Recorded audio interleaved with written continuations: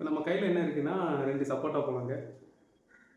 இன்றைக்கி நம்ம சப்போட்டா பழம் சாப்பிட போகிறோம். நல்லா கழுவிட்டேன்.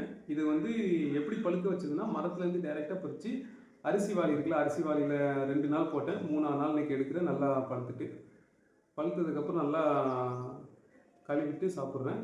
இந்த மரத்தில் வந்து பார்த்திங்கன்னா எந்த உரமும் வைக்கல. அந்த மரத்தில் உள்ள இலையில் உள்ள சருவு அதுவே உரமாகி அந்த மண்ணோட சத்துல இருந்தும் இந்த பழம் வந்து விளைஞ்சி வந்திருக்குங்க. இதை தான் நம்ம சாப்பிட போகிறோம்.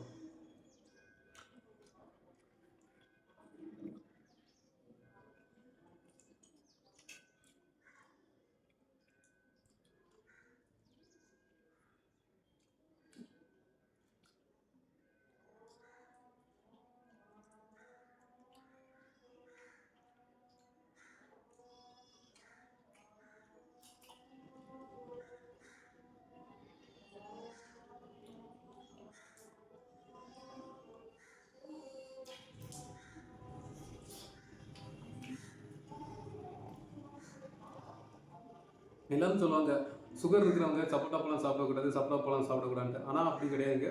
சுகர் 200க்கு மேலே இருக்கிறவங்க சாப்பிடக்கூடாது. 200க்கு கீழே குறைஞ்சதுக்கப்புறம் டெய்லி நம்ம வந்து ஒரு பழம் எடுக்கணும். நான் வந்து வாழைப்பழம், மாதுளப்பழம், சப்போட்டா, ஆரஞ்சு, பப்பாளி, இந்த பழங்கள்லாம் டெய்லியும் நான் வந்து 11 மணிலேருந்து 12 மணிக்குள்ளே எடுப்பேங்க. ஏன் இந்த பழங்கள் எடுக்கிறேன்னா, நம்ம உடம்புல வந்து பார்த்திங்கன்னா கண்ணுக்கு தெரியாத நிறைய ஆர்கன்ஸ் வந்து பொட்டாசியம், மெக்னீசியம் அந்த சத்து வந்து கண்டிப்பாக தேவை. அந்த சத்துனால தான் அந்த சின்ன சின்ன மைக்ரோ ஆர்கன்ஸ்லாம் நமக்கு ஃபங்க்ஷன் ஆகிட்டு இருக்கு. அந்த சின்ன சின்ன ஆர்கன்ஸுக்கு வந்து நம்ம வந்து பழங்களில் இருந்து போகிற சத்துக்கள் தான் அதிகம். ஏன் இந்த பழங்கள்லேருந்து எடுக்கிறோம் அப்படின்னா, இந்த மரம் வந்து பார்த்திங்கன்னா மண்ணில் இருந்து தானே வருது. இந்த மண்ணில் வந்து பார்த்திங்கன்னா யுரேனியம், மெக்னீசியம் இந்த மாதிரி தாது பொருட்கள் அதிகமாக இருக்கும்.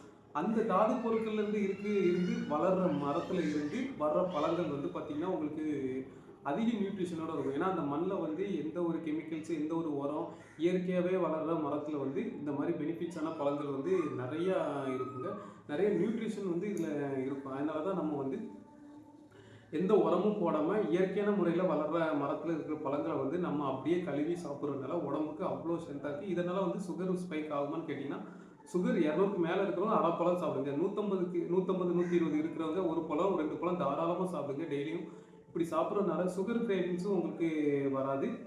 ப்ளஸ் வந்து சுகர் ஸ்பைக்கும் ஆகாது. சுகர் கிரேவிங்ஸ்னால் ஜங்க் ஃபுட்ஸுக்கு வந்து உங்களுக்கு நீங்கள் சாப்பிடணுன்னு மைண்டு வந்து போகாது.